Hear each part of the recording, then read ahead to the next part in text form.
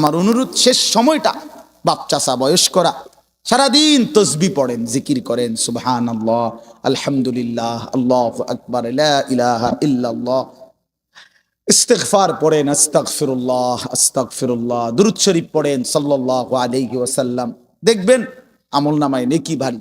আল্লাহই তো আপনারে দয়া করছে যে এখন ছেলে রোজগার করে, আল্লাহর রহমতে সংসারে বাজার সাজার সদাই মোটামুটি একটু আমনের বোঝা কমছে, এটা আল্লাহর পক্ষ থেকে ইহসান না?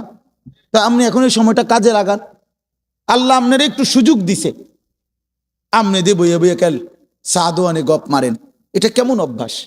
এই জন্য আমি চাচাদেরকে বললাম, যুবক ভাই তোমাদের জন্য শেষ কথা হলো, নওজোয়ান সাথী আবারও বলছি, ইনশাআল্লাহ তোমরা যদি সঠিক সিদ্ধান্ত এখন নিতে না পারো, মনে রাখো আগামী দিনে ইমানের যুদ্ধে ইসলামের পক্ষে তুমি আগাইতে পারতাম। তো প্রথম যখন ইসরাফিল ফু দিবে বললাম সব ভাঙ্গা চুইরা শেষ, মাটির নিচে চলে যাবে।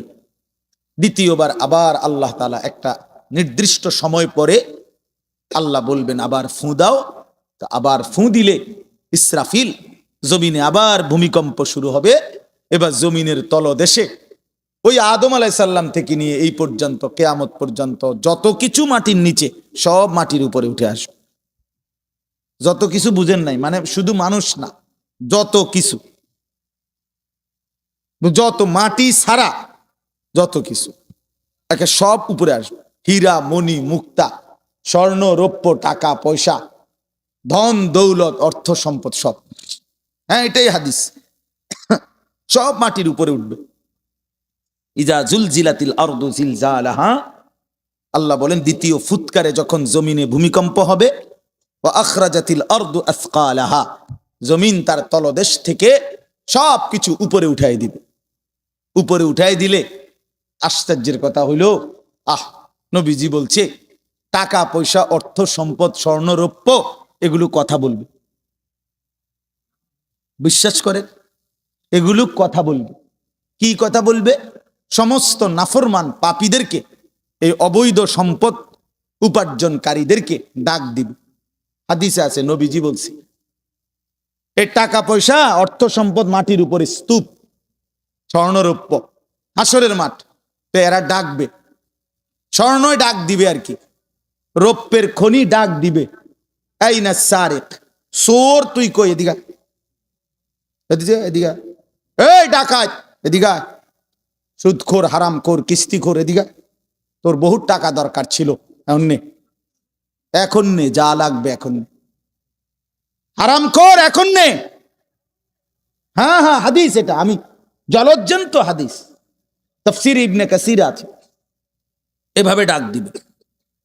আল্লাহ রাসূল বলছে স্বর্ণ রৌপ্য টাকা পয়সা ডাক দিবে, আইনা কাতিউ রিহমিন, হে আত্মীয়তার সম্পর্ক ছিন্নকারী এদিকে, এই বেঈমান এদিকে, আপন চাচার সম্পদ, ভাইয়ের সম্পদ, বোনের সম্পদ, ফুফুর সম্পদ, স্ত্রীর সম্পদ বঞ্চিত করছিলি এই দুনিয়ার জন্য, এখন নে, কি পরিমাণ দরকার। এই কোরআন শরীফ আছে, ওয়াকালাল ইনসানু মা লাহা, লোকেরা তখন বলবে যে হায়, এটি এরম করে কা, বুঝেন না? একজন কি ভাই এটা গীতা, এটি কথা কয়, স্বর্ণ রৌপ্য টাকা পয়সা দিয়ে কথা কয়, কি ডাকাডাকি করে, তার মানে কেউ তো আর কিছুই নিবে না। নিবে তুই আর চেহা দিয়া কিনবে, সোরে এখন আর টাকা দিয়ে করবে কি? তো আল্লাহ তাআলা বলেন ওয়াকালাল ইনসানু মা লাহা, মানুষ বলবে হায় এটা কি হলো, এমন করতেছে কেন? আল্লাহ তাআলা বলবেন ইয়াউমা ইদিন তুহাদ্দিসু আখবারাহা, আল্লাহ বলবে বান্দা আসল খেলাটা তো এখন দেখবা, এতক্ষণ তো দেখছো টাকা পয়সা অর্থ সম্পদ কথা বলছে, এখন তোমার পায়ের নিচের জমিন, তোমার পুরা জিন্দেগির সমস্ত খবর আমি আল্লাহর সাথে কথা বলবো। আমি আপনাদের কারো মনে আসেনি কোন হুজুরের বয়ানে, যেই কোনো হুজুর, আপনারা অনেক সময় অনেক ওলামায়ে কেরাম বলে যে ভাই মনোযোগ দিয়া বসেন, সবাই বসেন, এই মাটি একদিন হাসরের ময়দানে সাক্ষী দিবে, কয় না এরকম ওয়াজের মধ্যে?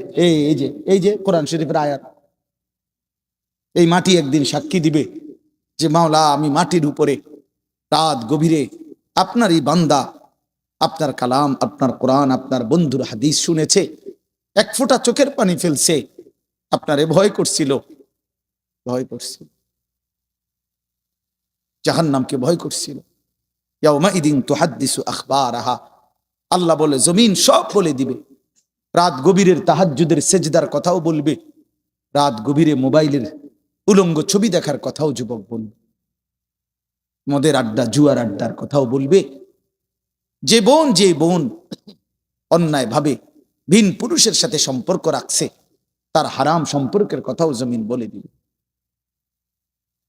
বিআন্না রাব্বাকা আওহা লাহা, আল্লাহ নিজেই বলতেছে। কেন বলবে? কারণ আমি আল্লাহ আদেশ করেছি বলে বলবে। জমিন কেন কথা বলবে? কে আদেশ করছে বলে। ইয়াউমাইদিন ইয়াসতুরুন নাসু আশতাতান লিয়ুরাউ আমালাহুম, এরপর আল্লাহ বলেন ফেরেশতারা সব তো শুনবে, সে স্বর্ণরৌপ্য ডাকছে, জমিন কথা বলছে তার বিরুদ্ধে, তার সব কিছু। এইবার ফেরেশতারা তাকে, মানুষগুলোকে দলে দলে গ্রুপে গ্রুপে, আশতাতান মানে হলো ভাগ ভাগ করে দিবে, আর বলবে আগে বাড়ো, সামনে বাড়ো। লিউরাও আমালাহুম, ওইখানে তোমার আমলনামা দেওয়া হচ্ছে, সেই আমলনামা হাতে নাও, নিজ চোখে দেখো।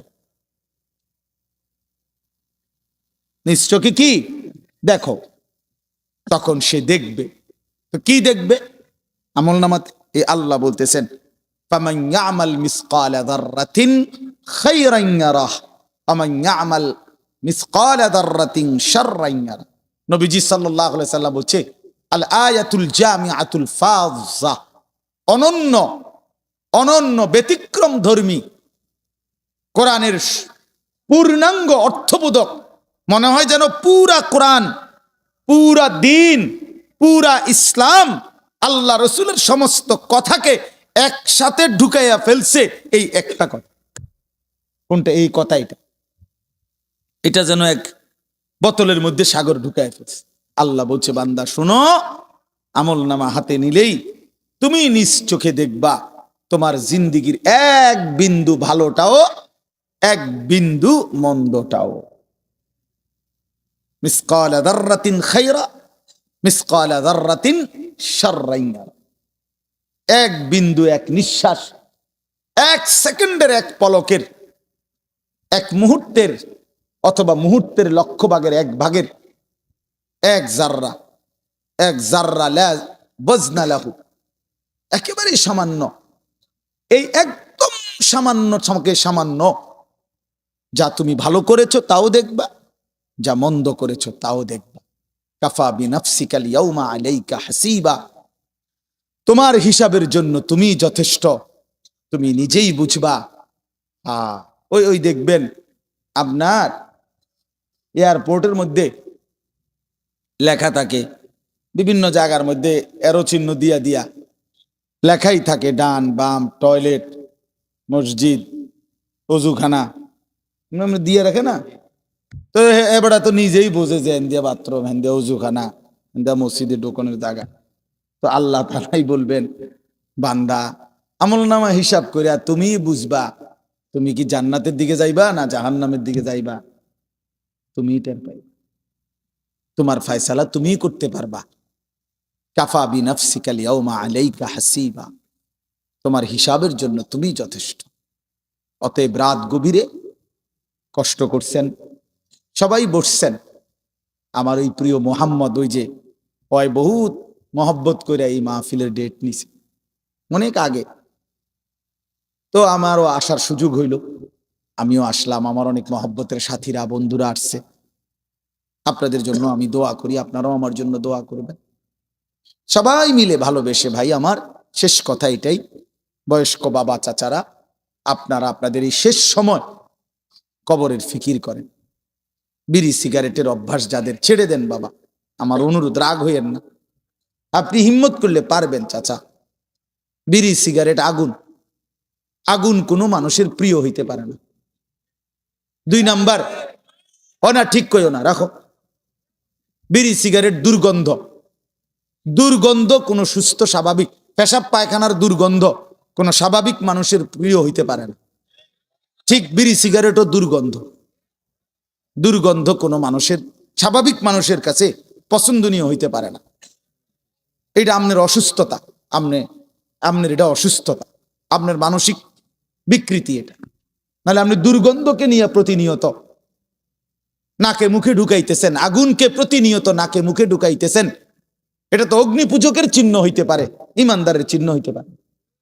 আর আমার একটা কথা শেষ, চাচারা রাগ হইয়েন না, আপনাদেরকে বলি, 60 বছর 70 বছর 50 বছর যারা বিড়ি সিগারেট খাইয়া খাইয়া জীবন শেষ করলেন, আচ্ছা কবরে যাওয়ার পরে যদি ফেরেশতা বলে, মনে করেন একটা চিন্তা করেন না, কবরের ফেরেশতা যদি বলে চাচা আমনেরে আমি দেখছি, আপনি আসলে বুড়া বয়স পর্যন্ত আগুন ছাড়া আপনি থাকতে পারতেন না, সকাল দুপুর বিকাল রাত্রে নাকে মুখে আপনি আগুন ঢুকান লাগতো, আগুন ছাড়তে হইতো, যেহেতু আপনি আগুন ছাড়া থাকতে কষ্ট হবে আমিও ভাবছি, এই জন্য ফেরেশতা বলবে চাচা আপনার সুবিধার্থে আপনার কবরে আগুন লাগাই দিলাম,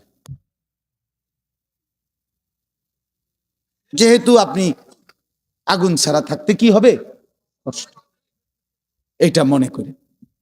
তাইলে এখন বলেন, যদি লজ্জা থাকে ছেড়ে দেন, যে বেড়ায় দূরে হুজুর তুই বেড়া আমার এত বড় কথা করি, যা খাইলাম না। আমি এক জায়গায় মাহফিলে গেছি, এরকম বয়ানের পরে বয়ানের মধ্যে এক বয়স্ক লোক মাহফিল চলাকালীন অবস্থায় এই বলতেছে আজগা বিড়ির জান শেষ, আজগা বিড়ির জান শেষ, তো ছেড়ে দেন। এটা একটা ফালতু অভ্যাস, চা দোকানের আড্ডা, টেলিভিশন নাটক সিনেমা দেখার আড্ডা ছেড়ে দেন। আমার অনুরোধ, শেষ সময়টা বাপ চাচা বয়স্করা সারাদিন তসবি পড়েন, জিকির করেন, সুবহানাল্লাহ, আলহামদুলিল্লাহ, আল্লাহু আকবার, লা ইলাহা ইল্লাল্লাহ, ইস্তিগফার পড়েন, আস্তাগফিরুল্লাহ আস্তাগফিরুল্লাহ, দুরূদ শরীফ পড়েন সাল্লাল্লাহু আলাইহি ওয়াসাল্লাম, দেখবেন আমলনামায় নেকি ভারী।